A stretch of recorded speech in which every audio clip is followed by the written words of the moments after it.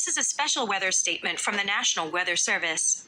A line of snow showers will affect Huron, Erie, Cuyahoga, northern Medina and Lorain counties until 10:45 a.m. Eastern Standard Time. At 9:50 a.m. Eastern Standard Time, radar indicated snow showers along a line extending from near Lorain to near Wakeman to near Willard, moving east at 35 miles per hour.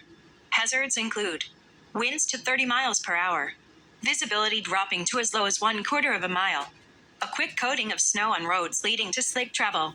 Locations impacted include Cleveland, Lorain, Elyria, Medina, Norwalk, Vermilion, Western Vermilion, Parma, Lakewood, Euclid, Cleveland Heights, Strongsville, Brunswick, Westlake, North Royalton, North Ridgeville, Avon Lake, Warrensville Heights, Amherst, and Grafton.